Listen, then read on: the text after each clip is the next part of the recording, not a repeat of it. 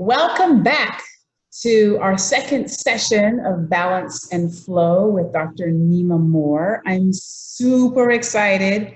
We had an awesome conversation in our first segment, just talking about wellness and schedules and the importance of schedules and the importance of doing things with our family members as a way to kind of boost confidence and get to know each other better. Building great relationships with our families is really important in this time.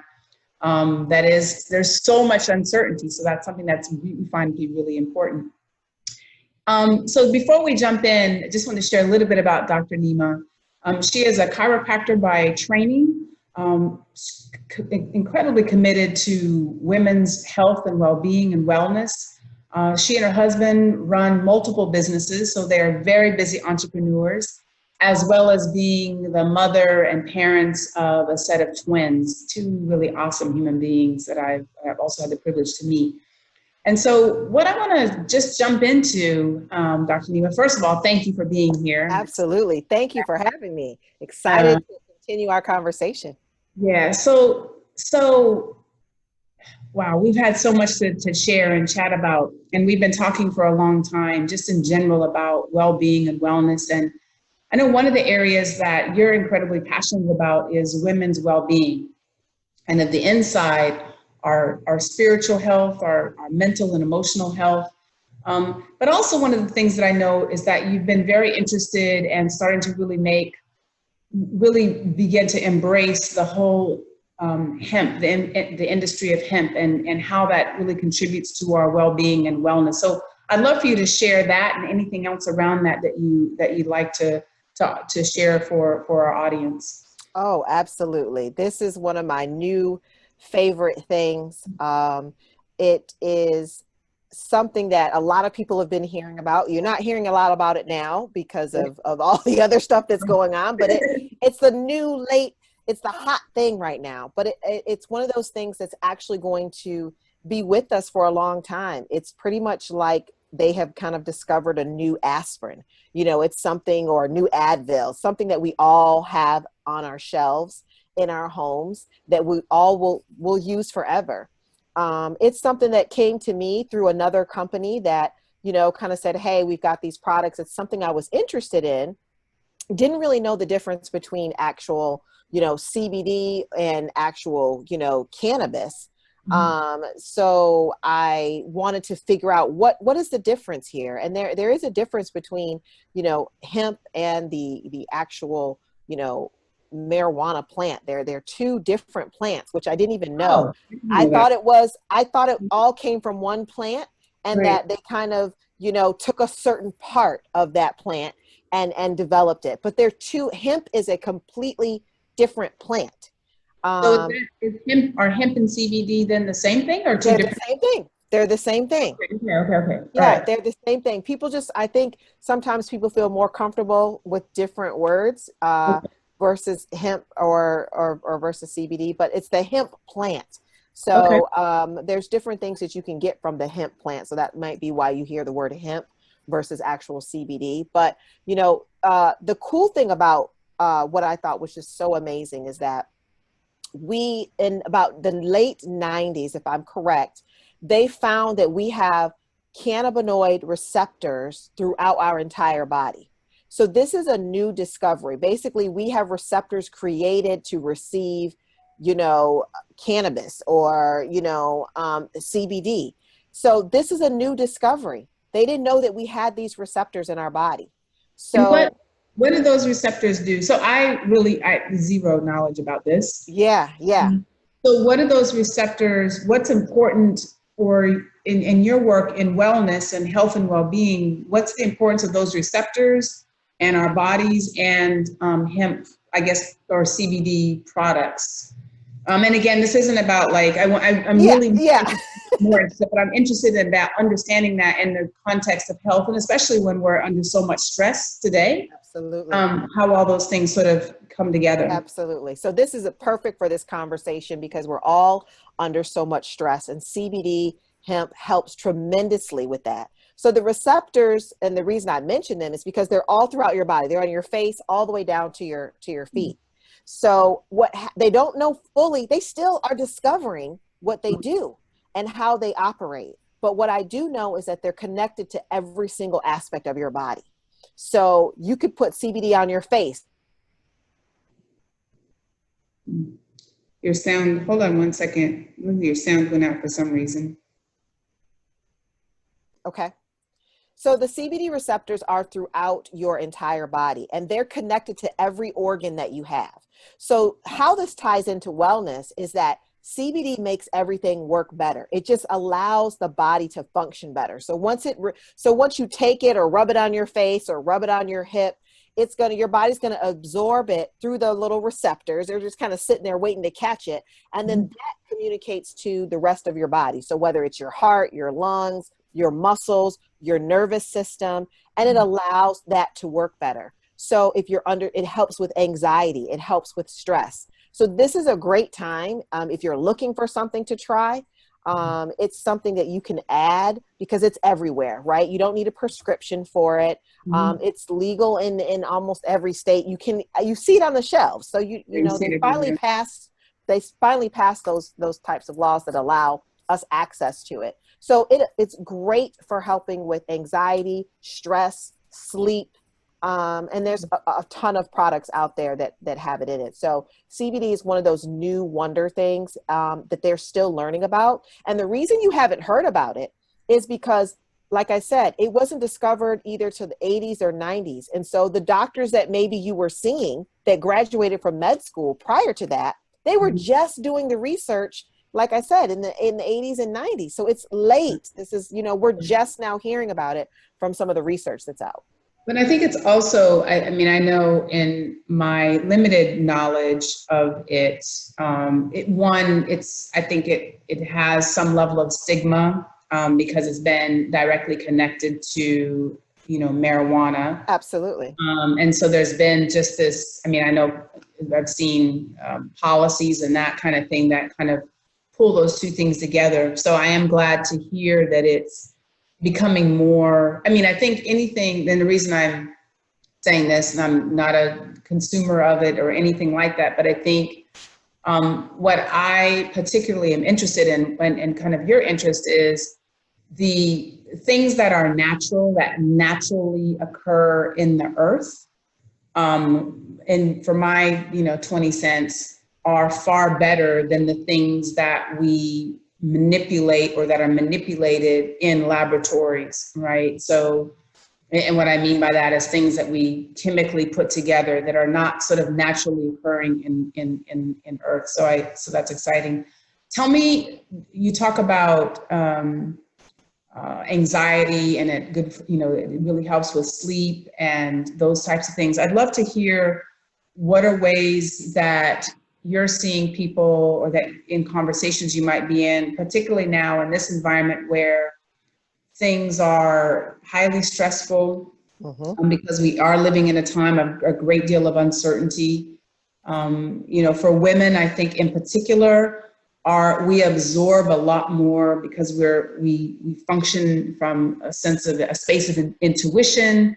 And so we're absorbing a lot more of the anxious energy that's all around us now. In addition to having to manage multiple things in our families, we might be in that space where homeschooling our children, where we may be caring for, ill relatives. So I'd love to hear how you're seeing the use of CBD really help bring balance and harmony in people's lives as we're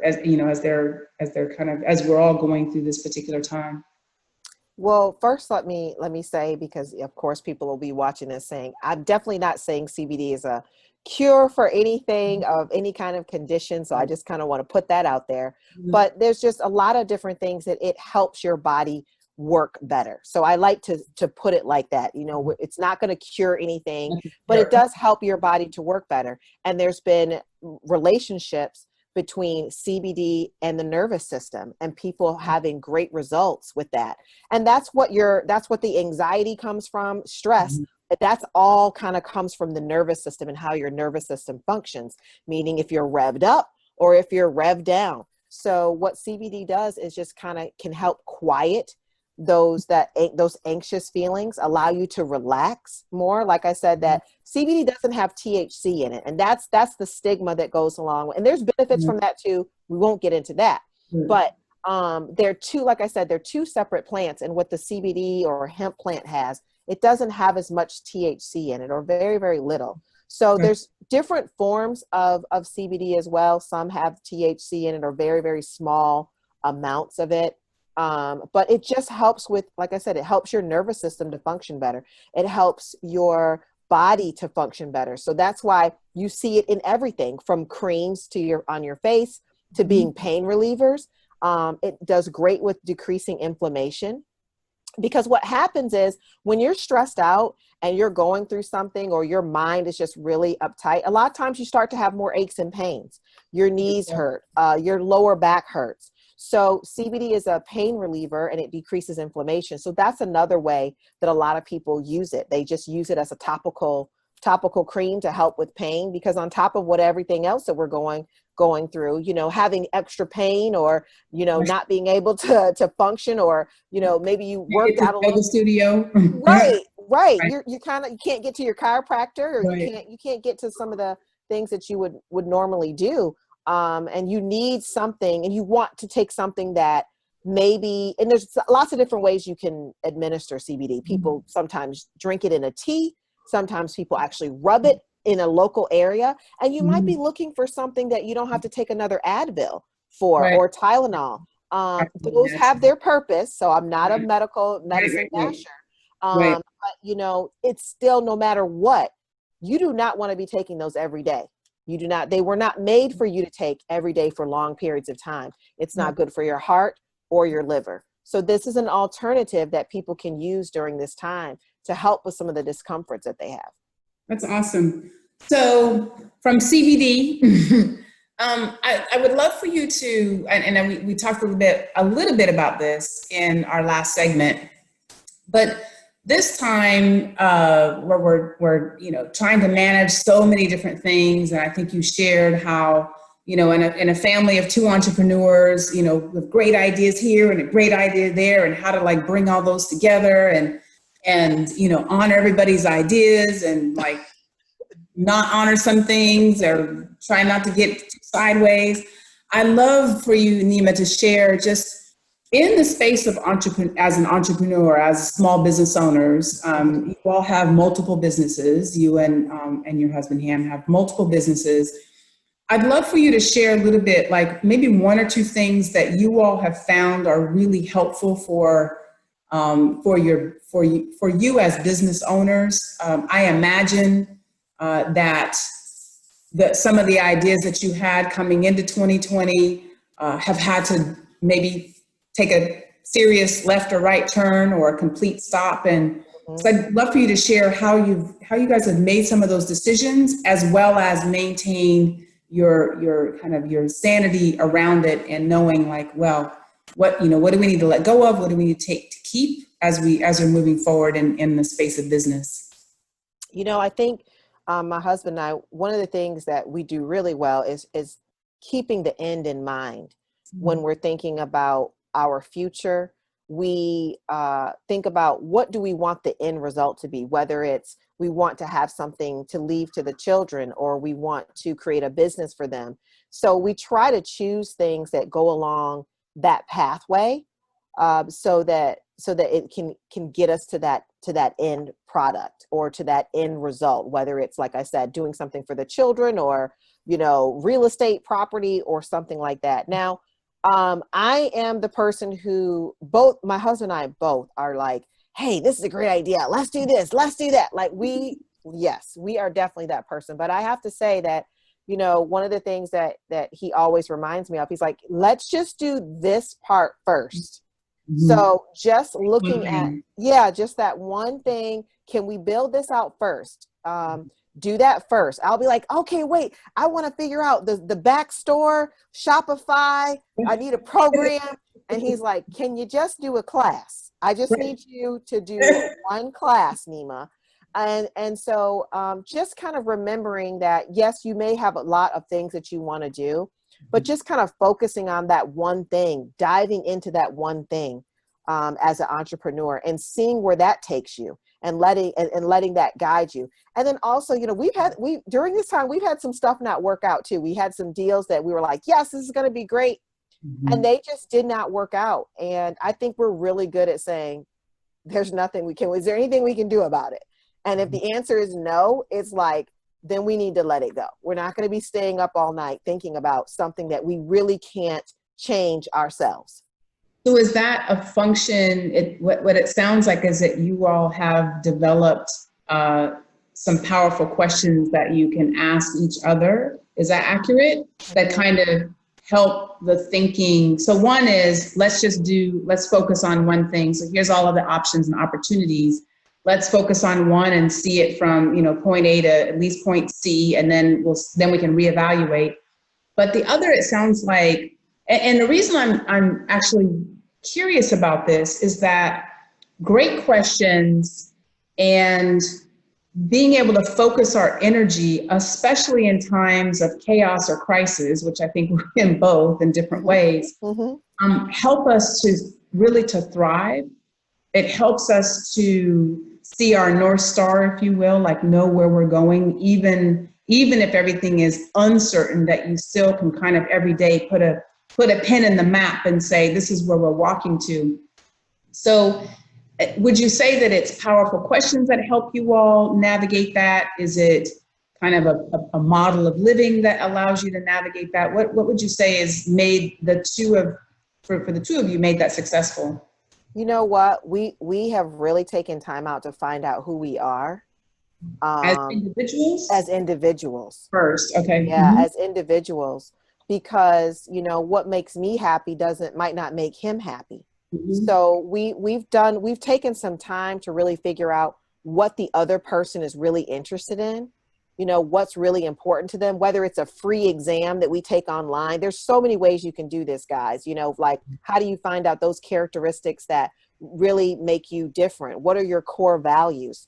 So just finding out those things about ourselves, I know what direction he's going to go in. You know, I know when we're looking at goals that there's going to be certain things, because what's important to me might not be important to him. Right. So that's what we've done, probably more than really say, you know, we've gotten to know who is this person and what's important to them. For him, you know, he wants to be the best. He likes large experiences, you know. For me, it's spirituality. You know, that's like, I've learned that's really in my top 3 of like who I am as a person, my core values. So that what I do as we kind of create something, it has to kind of involve that, or there has to be space for that. Even if the project doesn't involve that, I have to have space to do that, whether it's, I got to have time to meditate in the morning. So just knowing what the other person when we talk about spouses and couples, you know, knowing who the other person is and what's going to make them most happy, then you can start to plot and plan what that end product is, how to include all that, by knowing what the other person really wants and what makes them who they are. I think that's really powerful. And I think that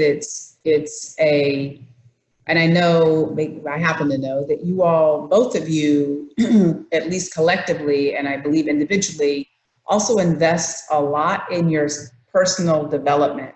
You spend a lot of time continuing. So I think one of the things that I admire about the two of you is that you're not baked, you're not done, right? Like life is still being lived in front of you, and being the best person to greet that life is a way that I've seen both of you over the time that I've had the pleasure of knowing you, is that continuing to work and develop self, continuing to expand vision for self, is something that is not only important to you individually, but I also have seen that it's important to you as a couple. How would you say that kind of, and I think even your work with women and your work with women's wholeness and women's wellness, that's for you personally a place that I know that you're really passionate about. But so how would you see, what have been the benefits of that having been a practice in your family or in your individual? What have you seen happen with that in this new kind of our new normal that we're living in? Well, I always feel like everything in the family, it starts at the head. When we talk about family, what family or business, right? It's the business owner, and Right. it's gonna filter down. They're the fountainhead. And the same thing with the family. You're gonna be the parents or single parent or double parent. You are the fountainhead. And that when you're unhappy with what's going on or what direction that you're going, and if you don't really know who you are on the inside and what makes you tick, or just even that changes, right? Like, oh, in 2000 it was that, 2020 we've all changed, it's something else. Right. So I think just taking that time out to get to know who you are, so that you can be a happier person, and then actually taking time to experience those things and making sure that you're pouring into yourself, because a happy business owner creates a happy company. And the same thing with a happier parent, you're going to be able to parent better and be a better spouse. It all comes down to that. So many times we think that it's success that makes us happy and joyous and fulfilled. Right. Jenny's like, no, exactly. No, it's the happiness that we create first that breeds the rest of the things that make life so amazing. So this is exciting because you're absolutely correct. And from leadership, I do a lot of work with leaders all over the world. And so leadership, to your point, you can walk into companies and you know how excited the leader is about what they do or what they've built or created, or business owners, by virtue of the employees that are there, how they, what's the culture of the organization, and happiness is a really important thing. And I think we've undervalued it often in business, both in small business ownership. We also undervalue it sometimes in our own families, which is actually really powerful. I'm curious, Neema, in your work with women, in women's wellness and well-being, can you share a couple of things that you do or that you've done that help people walk into the idea, I guess, of how to create happiness? Because it is a conscious effort. Mm-hmm. It isn't just that I wake up and I say I'm happy or not happy. It literally is a conscious effort. So I'm curious, what are the kinds of things that maybe you encourage or coach people to do to be able to have that kind of happy life that really gives great benefit to the world and the families? I think there's a couple things. I think number one, of course, like I said before, finding out what makes you tick. What do you enjoy doing? I took a communication class not too long ago, and at the end we were talking about, and it was like a relationship communication class, like how can you communicate with your spouse better? And she said, you really need to look at yourself and say, how many different ways can I love myself? Now, I had heard self-love before, but I hadn't, something about the way she said it that time to me really triggered something in me in a good way, that, oh, wow, how many different ways can I love me? Because, ultimately, if I can do that, I can, create happiness for myself and be able to love other people, whether it's my spouse or people in my family. And that's a huge question too. Right. That's a really big question. And I think it's worth repeating. How many different ways can I love myself? Because I can see that as a writing exercise. Exactly. Right? Exactly. To get it. And when I first started, we think about self-love, and what it made me think of is that there's a lot of different ways to love you. There's a lot of different ways, it could be buying yourself flowers.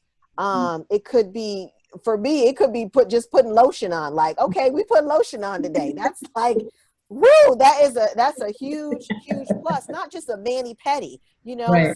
What I learned during this time is just that taking care of myself, because you can have all these appointments for other people to take care of you.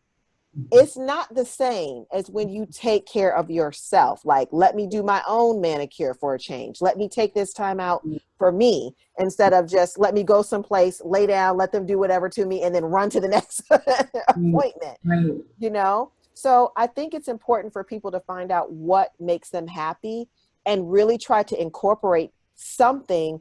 You know, I used to say like, oh, monthly. That's not enough. Monthly is not going to do it for you. You need it. If you can do something every day, even if it's small, even if it's 10 minutes, even if it's a 5-minute meditation, I think we in these times, we need to figure out something we can do every day, you know, to add to our lifestyle. I absolutely agree with you. And I think that it is, I think to your point, in our old lives, in our old lives, we would, getting a manicure, getting a pedicure, getting a hair done, getting a massage was almost like going to another meeting. Right. Like Yes. I gotta get this in here. Wait. So you're stressed out going to that thing, right? Then you're there trying to decompress, and then the phone's ringing, and you're like answering the phone, and okay, and then you get your self care ish, Right. and then you jump in the car and you race off to something else, and so all of the benefits that you got in that like 10 seconds that you actually enjoyed it were all out the door. So I love this idea though of, taking a bath even. Like the other day I was like, I was up to here beyond. And I'm like, I'm just I'm going to take a bath, which I don't do. I do it very rarely. Right. Put some Epsom salts in there with some lavender and patchouli oil and woosah, lit a little candle. And I was like, wow, this is great. Like, and then I'm like, why don't I do this more often? Right. Why don't I do this? But I think that it's that's a great self-love, self-care. Like, and it's really about the self. It's not about I've outsourced it, although that's fine too. Outsource. Exactly. We're going to give ourselves a massage, right? But that self, making my own little meal, or doing something really for myself. It's like really being in relationship with ourselves, which I think can often avoid. We kind of skirt around ourselves sometimes. It's easy to do that with all the things that we can be distracted by. So I love that self-care, like really doing something for ourselves that honors us. So in our last few minutes, I'd love to just hear from you. We've talked about setting schedules, and being flexible with those, but setting schedules as a way to give some order and some balance and harmony in all of this. We talk about I won't say the influence, but the effects of using something like CBD oil on our bodies to just help our bodies work better, work more efficiently and effectively, particularly in times of serious stress. Being able to ask great questions of ourselves and all the things that we want to do in this time. What's the one thing that you have found especially helpful, that you put into action in times of extreme kind of imbalance or disharmony? And what I mean by disharmony is just so much coming at you that you just really know you're not in balance. You're not well centered. You're not feeling centered. What's one thing that you find really effective, Neema? Oh gosh, I have about 3 things that I have as a go-to. So I would definitely encourage everyone to create, that rainy day space. Every day is not going to be up. So what do you do when it's not that day and you are out of balance? Prayer and meditation are 2 things I do. I'm a prayer. I meditate. And my meditation, it may look different, or that time to just kind of be at peace with myself. Sometimes it's me reading a book. So I make sure to find guides to help me with that process. So I can get new ideas of how to do it differently. It might be an app for 5 minutes. The Calm app is awesome. So I might use an app. I might read a Iyanla Vanzant. But I find some kind of source to kind of bring me back to center and to kind of feed my spirit so that I can read those words out loud or say something to myself to kind of get me back on track. And the third thing is exercise. One of the things that I realized about myself is I love riding my bike. Like, I realize as I think back as a child, how much I did that as a child. And I've had a bike for a while, but now well, first I started taking bike rides by myself. And then I realized my kids should be doing this with me. So now they know, like, I announce 8 o'clock bike ride, and, you can ride at 8 o'clock. Well, in most places in the United States, if you're watching, and we do that together, and it helps me to get centered. I'm out in nature. I feel like I get to accomplish a lot of things at once because I'm outside. And I actually am getting a little bit of exercise. And some days I feel like trekking up a hill, and some days I'm like, I'm just going to ride slow. But just giving back to myself in some way, giving myself some time. That's the biggest thing. Giving myself time, whether it's a 8 o'clock bike ride or it's a 15-minute, let me just sit here and read something positive to kind of change my mood or to get me feeling better about what direction I'm going. So like I said, I use a couple different things, but I think I would encourage everyone to create something that you can use. For some people, it might be a book. It might be that you create a little sanctuary box where you've got a picture of your kids or someone you love or your pet, something to kind of bring you back to being grateful and in a good space. Those are fantastic.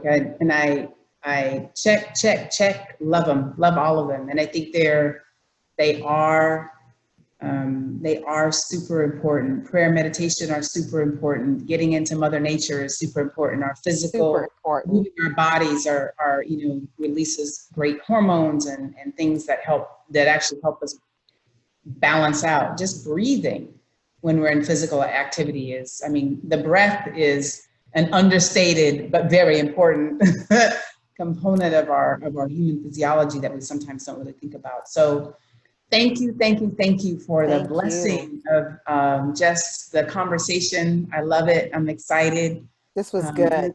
I'm excited for the things that people will share and learn.